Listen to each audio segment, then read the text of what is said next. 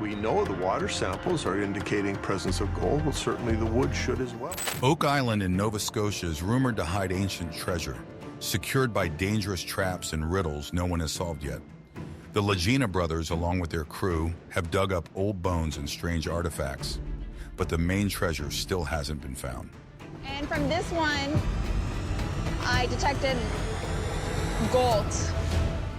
Recently, they made a big find at Smith's Cove, discovering old structures and complex water systems that make the mystery even deeper. What exactly did they find at Smith's Cove that was so groundbreaking? Explore with us the discovery that Marty Lagina can't seem to forget.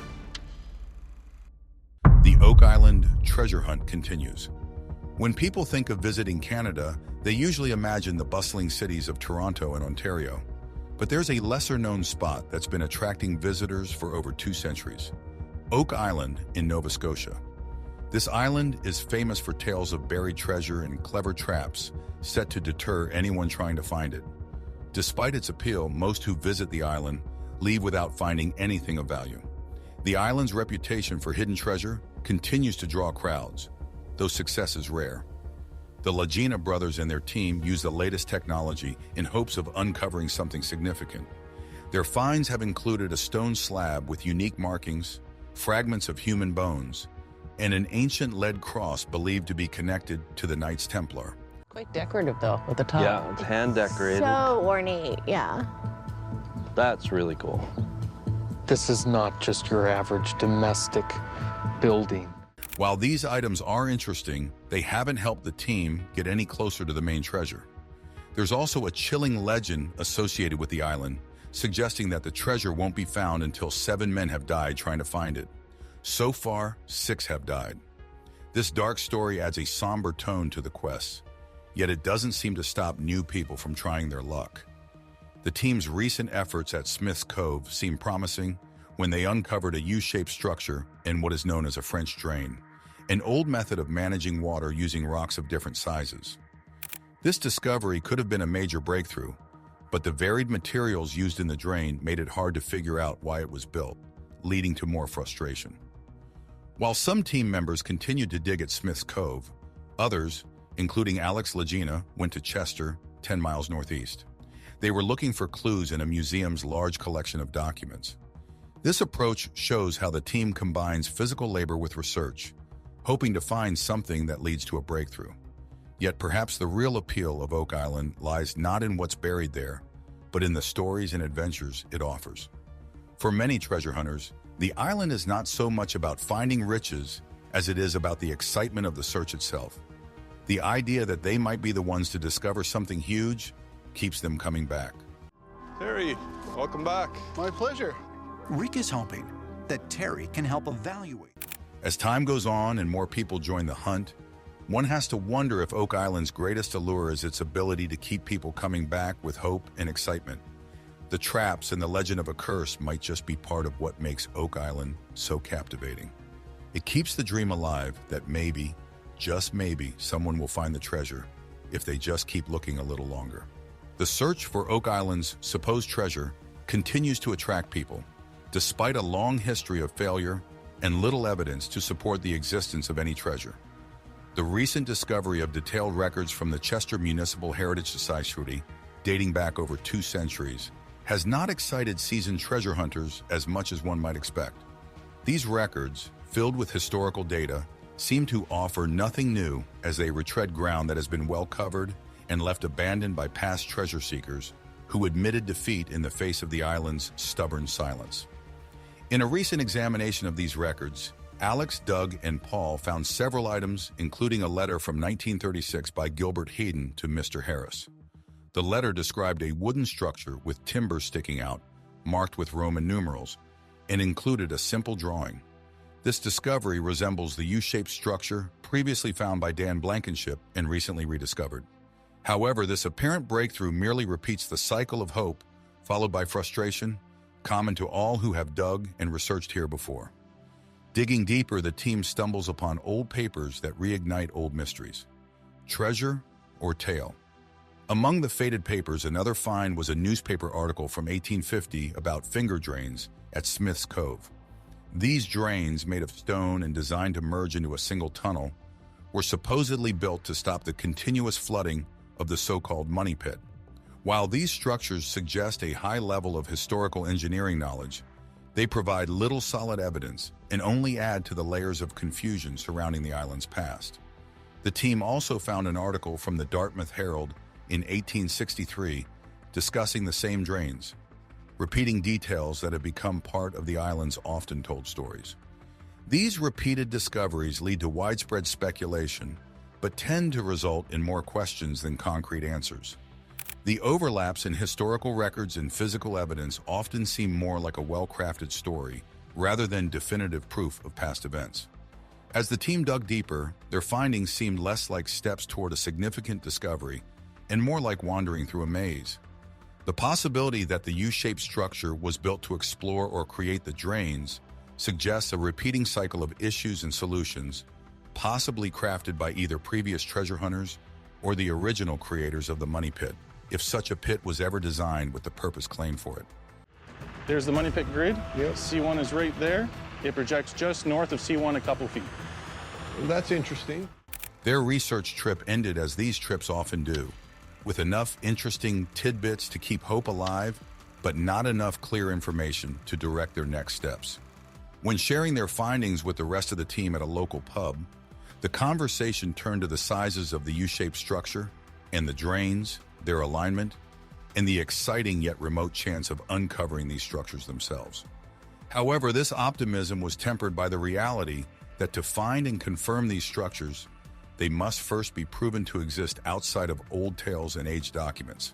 The entire endeavor, rich in historical echoes but lacking in conclusive results, illustrates an ongoing chase, a chase where the line between fact and fiction blurs, where history is both a guiding light and a barrier, and where the lure of treasure is always just beyond reach, hidden by the island's dense, murky history. As appealing as the hunt may be, the treasure of Oak Island remains elusive, cloaked in speculation and the relentless passage of time, with each new discovery only serving to complicate the story rather than simplify it. As the team presses on, their journey is marked not by milestones of success, but by a growing ledger of tantalizing clues that, so far, have led only to further dead ends and disappointment. Keeping an eye on the operations at Smith's Cove seems sensible as the team digs into the historical layers of the island. Their continuous efforts might not yield treasure, but dismissing their work as pointless would be misguided. Even those who doubt the existence of treasure must acknowledge the array of historical relics that have been discovered so far. These findings suggest that there's something of value buried there, and this team is eager to uncover it. You contrast that with the years your father labored here, just you and he. I mean, it's quite a significant difference. Yeah, I think if we can get out there and take some of that top layer off, I think there's things out here to be had, so. The focus now is on what current technology can reveal, which, despite being advanced, hasn't solved the purpose of the U-shaped structure. But the team remains determined to crack this case, driven by both curiosity and the potential recognition that comes with such discoveries. Each workday often starts with a brief, relaxed moment, perhaps a cup of coffee or a sip of beer, before diving back into the grind. Craig Tester usually leads by arriving early at the site, particularly at the spot thought to be the original money pit.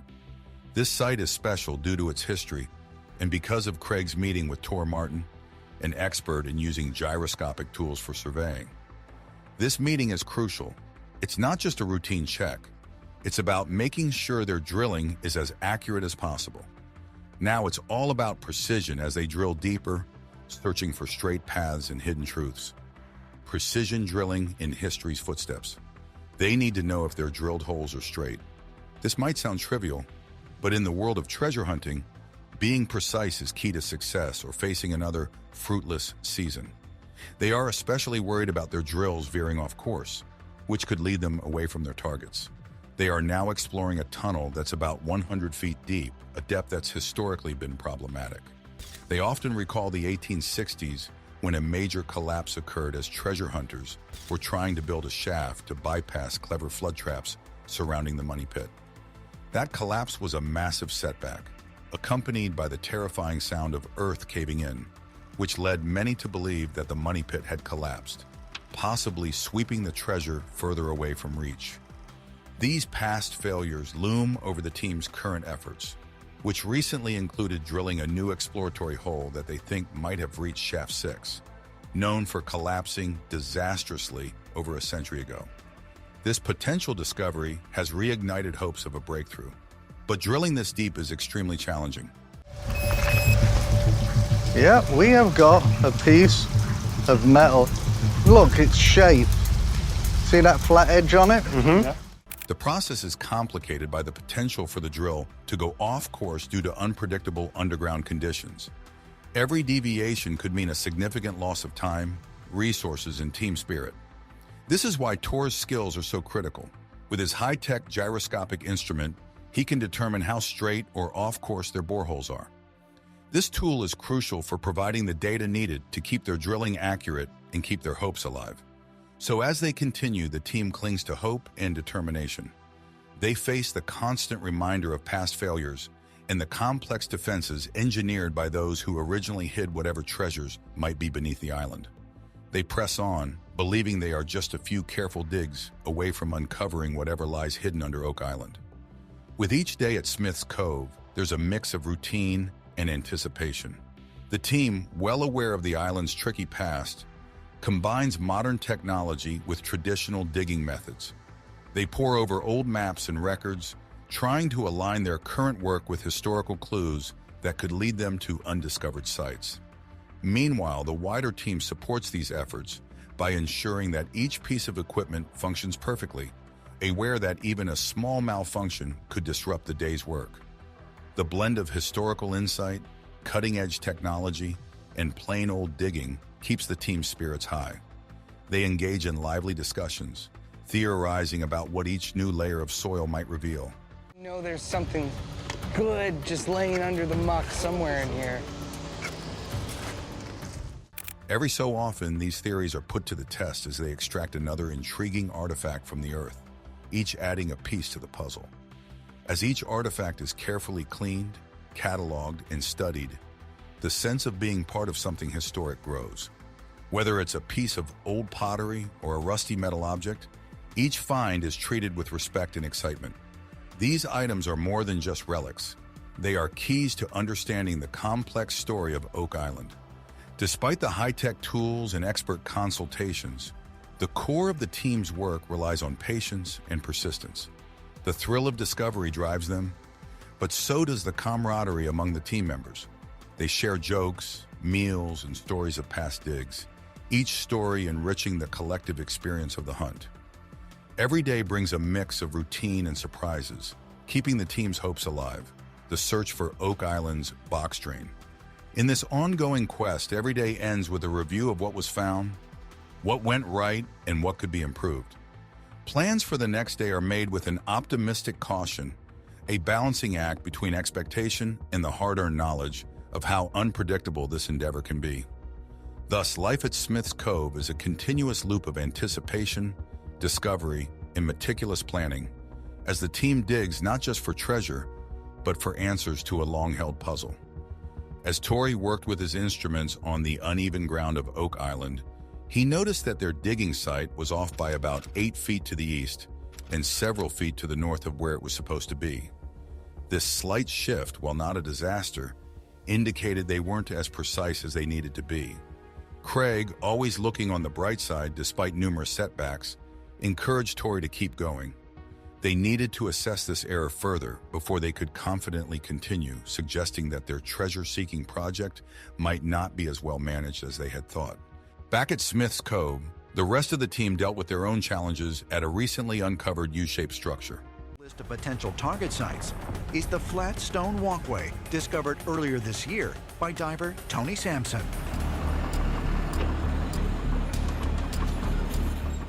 By morning, the pit had filled back up with water and mud, adding another layer of difficulty to their excavation work. The team debated over the purpose of the structure. Some thought it might have been designed to block water paths, part of the island's complex drainage system, but solid proof was lacking. During their dig, the team came across an unusual triangular opening in the mud, a break from the usual landscape. Water trickled out of this new gap, sparking a round of guesswork. Was this the finger drain they had been hearing about? An old article from the Dartmouth Herald had described a similar formation made of two flat rocks arranged in a triangle, just like what they had found.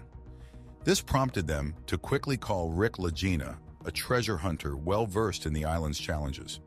They hoped his expertise could shed some light on their find. There was an undeniable excitement in the air as they anticipated Rick's insights, a feeling they were all too familiar with on the island. The team was eager to prove that this opening was the box drain they were looking for. As the anticipation built and they awaited Rick's guidance, some members of the team remained cautious. What we're going to do is clean some of it off, and then we're going to try and get a whole length out. And I think it would be nice to get that one. Yeah. And then this one here we know is good and wide. Oak Island was notorious for leading hopeful treasure seekers on many unsuccessful searches. Those who had spent enough time on the island knew to manage their expectations, as the place had a reputation for presenting clues that often led to dead ends. So there they were, once again at a turning point, swinging between the hope of a new discovery and the reality of previous letdowns. Could this triangular opening in the mud be the breakthrough they were searching for? Or just another minor detail in a long list of unresolved leads? Only time would reveal the truth. But the island's history suggested that it did not give up its past easily, if at all. The triangular stone opening that Rick and Charles found could indeed be a big deal. It's possible this find might lead to uncovering the treasure of Oak Island, though it's wise to keep expectations in check given the island's knack for frustrating those hunting for treasure. A new discovery at the shore sparks excitement, pushing them closer to the island's secrets. Coconut fiber and forgotten floods. Filled with excitement, Rick quickly made his way to Smith's Cove to join others, drawn to this intriguing discovery. There, in the muddy shores, was a triangular hole that captured everyone's attention. Rick was immediately taken by the structure of the hole, convinced that it was made by people, not by nature.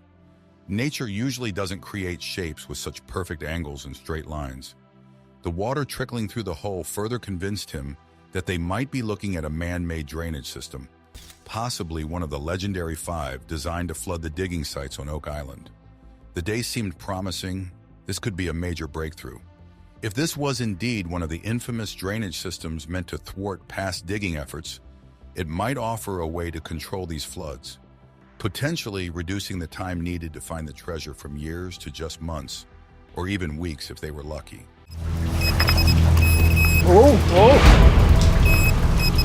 Oh, you've got it. It's in me hand. Let's see what we got. Keen to dig deeper, the team started cleaning up the surrounding area to get a clearer view of what they were dealing with. Their hard work paid off when they found a layer of coconut fiber inside the drain. This discovery was significant as historical records from the island indicated that past treasure seekers found similar material in the drains. It was thought to be used as a filter to keep the drains from getting blocked. The presence of coconut fiber was an interesting clue. The effort to bring coconut fiber all the way to the island, a journey of hundreds of miles, suggested a serious endeavor by people long ago. This might mean they were getting closer to the treasure, or at least to understanding more about the island's past. But there's also a chance that these continual finds are more about the excitement of the search itself than about getting closer to any actual treasure. Each clue adds more to the story, keeping the legend alive and the treasure seekers coming back, fueled by hope and the thrill of possibly finding something big. The team, inspired by bits of history and maybe a bit of wishful thinking, keeps searching through the cold waters and muddy grounds of Smith's Cove. Will their efforts finally reveal the treasure, or just add another tale to the island's long history of searches? I say that it's most likely English 18th century, naval, military.